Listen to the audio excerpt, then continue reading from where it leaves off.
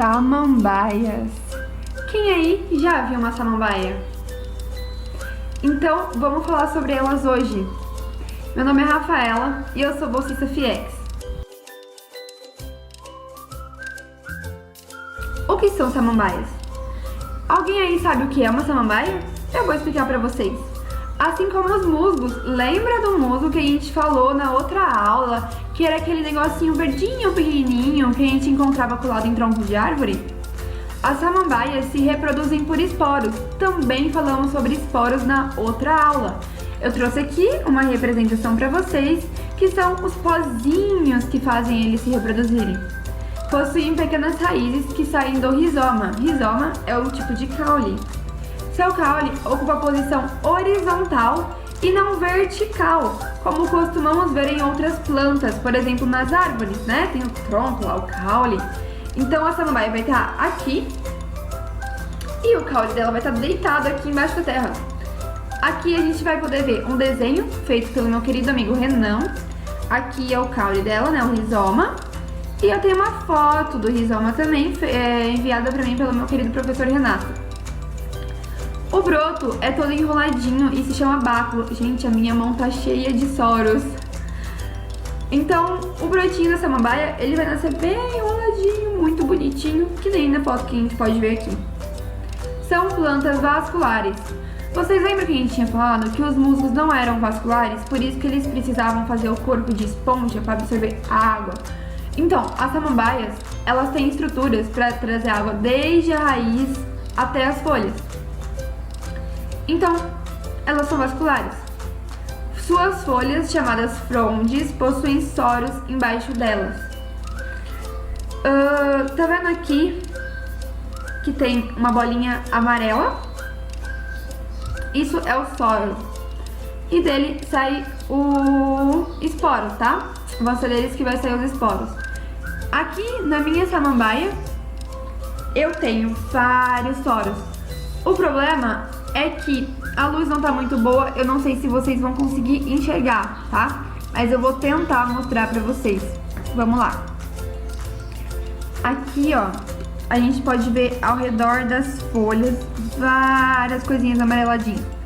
Tentem ver, não sei se vai ser tão possível, mas vou tentar mostrar. Tá todo ao redor aqui da folha, todo contornando a folha. Onde podemos encontrar as samambaias? Quem aí já viu uma samambaia? Onde foi que você viu ela? Então as samambaias podem ser encontradas nos ramos e troncos de árvores. Quando você encontrar uma árvore grandona, procura para ver se você acha uma samambaia morando nela. Ou um musgo, muito provável que você encontre. Podem viver em diversos locais, desde muros até locais alagados. A minha samambaia saiu de um muro. Ela nasceu lá. E tem um lugar que chama mangue, que é onde as pessoas vão para encontrar caranguejos. É um lugar cheio de lama, que mistura um pouco de água do mar com floresta e tal. Lá tem samambaia que cresce lá também. Também pode ser encontrada no chão de florestas. Então, quando você estiver caminhando por uma floresta, fica de olho para ver se você encontra uma samambaia. É muito comum seu cultivo em casas.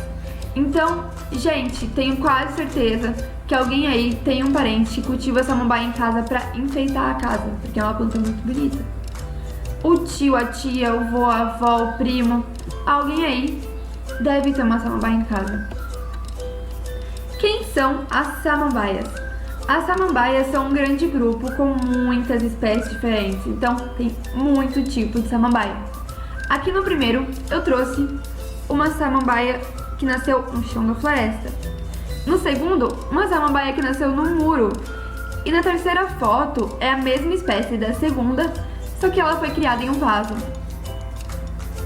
Aqui eu trouxe mais tipos de samambaias para vocês verem. Olha esse primeiro, que diferente. A segunda parece que foi pintada ou desenhada, porque é muito perfeita a folha. Aqui na terceira foto, eu trouxe mais um tipo de soro para vocês verem, tá? Aqui numa folha de samambaia. E aqui na quarta foto também é outro tipo de samambaia. Na quinta e na sexta também são espécies diferentes. Então, gente, quanta espécie que existe, né? Por que as samambaias são importantes? Alguém sabe me responder essa pergunta? Ou alguém tá pensando aí, isso é importante? Sim, as samambaias são importantes. Elas ajudam no processo de colonização de um ambiente, atuando juntamente com os musgos. Então vamos pensar, tem uma terra que foi desmatada, por exemplo, e não tem nada lá. Os musgos vão ser os primeiros a chegarem no lugar, por esporos. Eles vão começar a habitar, crescer, se espalhar e vão começar a acumular água. As samambaias também vão chegar pelos esporos e vão olhar e falar, pô, os musgos estão ali juntando água, eu preciso de água, é um bom lugar para ficar. E elas vão vir depois dos musgos e depois delas vão começar a chegar as árvores, arbustos. Então, elas são importantes no processo de colonização de um ambiente. São utilizadas para ornamentação. Como eu falei antes, muita gente cria em casa para enfeitar a casa porque são plantas muito bonitas. Por serem vascularizadas e possuírem um transporte de água mais eficiente, é possível ter um tamanho maior, capazes de ser ambientalmente também muito importantes na fotossíntese e na captura de gás carbônico. Então faz uma coisa aí comigo, vamos respirar.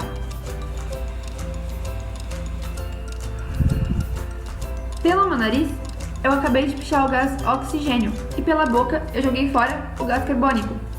As plantas pegam esse gás carbônico junto com a luz e vão transformar no gás que a gente respira, o oxigênio.